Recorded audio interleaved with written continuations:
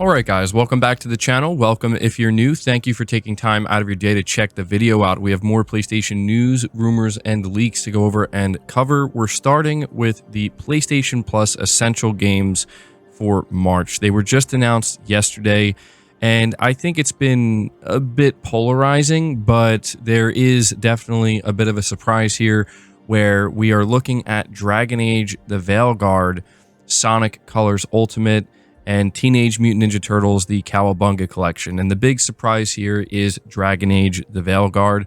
This game is only about 5 months old, and so a lot of people were quite surprised to see that, this big AAA game that just released this past holiday season is already making its way into PlayStation Plus. Now, it's likely because EA is trying to make as much money off of it as they can, because it seems to have not done too well. But yeah, let me know what you think about the PlayStation Plus Essential lineup for March. Moving on to the next topic, Sony just announced a big price reduction for PlayStation VR2. This is being reported by Sony themselves on the PlayStation blog. They say for those who have been waiting for the opportunity to jump into PlayStation VR2 and experience what this generation's innovative virtual reality system has to offer, we are happy to share some great news. Starting in March, we're reducing the recommended retail price of PSVR2. Below are the new PSVR2 prices. The starting date of the new prices and bundle availability may vary by country/region, so be sure to check your local retailer for details. And so at least when it comes to the US, the price is being reduced to $399.99, which is a $150 price reduction. And they're also announcing that the PlayStation VR2 Horizon Call of the Mountain bundle is going to be at $400 US.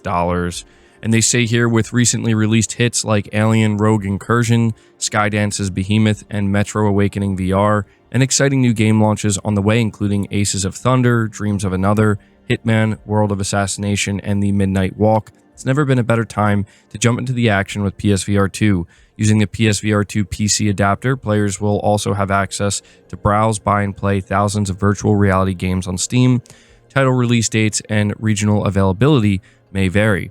In addition, with a recent update to PSVR2, it now supports low latency hand tracking, which allows developers to create games that tracks a player's hand position and movement through the cameras embedded on the PSVR2 headset.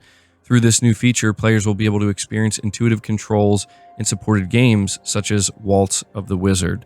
So yeah, this is maybe not that surprising, considering it seems like Sony hasn't really been talking too much about PSVR2 sales, but we've basically come to the conclusion that it's not doing that great overall. But I have to imagine that with a price reduction like this, slashing $150, it could make quite a difference. It's hard to determine, but either way, I think it's good news, right? If you're somebody who is a PS5 owner and you've been kind of waiting for this price reduction or this price cut, I mean, here it is. So I'm really curious, for any of you listening right now, is PSVR2 something that was maybe on your radar, but it was too expensive and you were kind of waiting for this? Are you now going to buy in, or are you still just not interested even with the price cut? Let me know down in the comments below. Moving on from that, we're talking once again about the upcoming Death Stranding 2 on the Beach presentation that we're going to be getting on March 9th. We have a few new details here. So this is being reported by Push Square. They say Sony's updated its official PlayStation.com page for Death Stranding 2 on the Beach days before Hideo Kojima's panel at SXSW. While it's all very vague, the descriptions do give us some firm details about what we can expect from the PS5 exclusive when it launches later this year.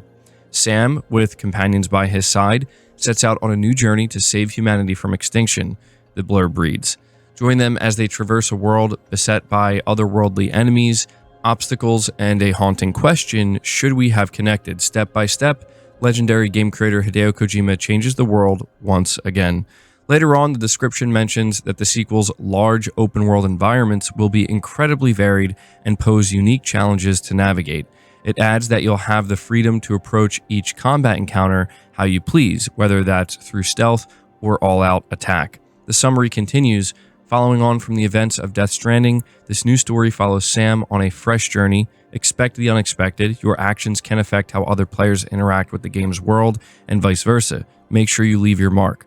Elsewhere, in an FAQ at the bottom of the page, it's confirmed that there are no plans to include microtransactions in the sequel, and you will not need PlayStation Plus to engage with the asynchronous multiplayer aspects of the title. Death Stranding 2 supports asynchronous multiplayer in the same way as the original game. The page explains actions of other players, such as the creation of roads or structures, and the routes they have traveled will become visible and usable to the player once they have successfully connected areas of the map. So again, this presentation is going to be happening on March 9th, and actors Norman Reedus and Troy Baker, as well as musician Woodkid, are going to be in attendance. So again, it does sound like this is going to be quite a significant presentation. I don't want to get my hopes too high here, but considering this game is coming this year, I'm definitely getting excited about what we're hearing, and I'm going to be looking forward to this presentation, and I'm going to be hopeful that we get a release date. But moving on to the next top games, they're not games as a service. Hogwarts Legacy 2 is not going to be a game as a service. The new Batman from Rocksteady is not going to be a game as a service. And even Wonder Woman wasn't going to be a game as a service. This is not a company that is going all in on games as a service. They're going all in on those big franchises. I think they still believe that there's room for success. I've talked to executives there who envision a world where you would be playing in Hogwarts with your friends and you go hang out with your buddies. You're all wizards together and taking classes together. They have these kind of fantasies in their heads about games as a service that might work. It's just that these particular projects that are currently in development, I'm sure they have a game as a service at some point somewhere, but those are not them. And so this is a bit of an update from Jason Schreier, who broke the news that Monolith was shutting down, the Wonder Woman game was canceled, and just a lot of bad news coming out of WB Games. But I would say this is one bright spot. The games that are still in development, such as Hogwarts Legacy 2, which I think is a game a lot of people are anticipating, it's just going to be single player. I think that's very good news. It would be kind of nuts if it wasn't. He also confirms that the next Batman game from Rocksteady, which apparently is real and is happening, will not be a game as a service, which, okay. I mean, not the most surprising news, but it's just good to know that the lesson has been learned, unfortunately the hard way, but there you go. Moving on to the final topic of the video, it's just another update on the rumored Tony Hawk's Pro Skater 3 and 4 remaster that is seemingly going to be announced very, very soon, being reported by PlayStation Lifestyle. In just one more week, the next entry in the incredibly popular Tony Hawk's Pro Skater series will be revealed. There have been many leaks and rumors regarding the upcoming game within a short period of time, which has led to more questions and answers. However, this newest bit of information all but confirms Tony Hawk's Pro Skater 3 and 4 is the next entry in the series, and it's coming to both PS4 and PS5. As found by ex-user Curacasis, the game Tony Hawk's Pro Skater 3 and 4 has been rated in Singapore. Not a ton of information is found on its Infocom Media Development Authority page, but it does name every platform the game is going to launch on. And as expected, it's going to be on PS5, but also maybe somewhat unexpectedly PS4. So yeah, this is just something I wanted to update you guys on. I mean, they didn't really kind of hide it, right? Because there were pictures that were posted by Tony Hawk recently, kind of hyping up this reveal on March 4th with him, Eric Costin, Rodney Mullen, Kareem Campbell, Steve Caballero. I mean, these are all skaters that were originally in Tony Hawk's Pro Skater 3 and 4. So yeah, just figured I'd give you guys this update in case you were wondering if there was any truth to these rumors and everything we were hearing. Yes, it's happening, and it seems like it's happening very soon. But guys, that's going to do it for the video. I hope you enjoyed it. I hope you found it informative. If you did, be sure to leave it a like, subscribe if you're new, hit the bell notification icon, and feel free to share the video out on top of all that. But until next time, guys, take care.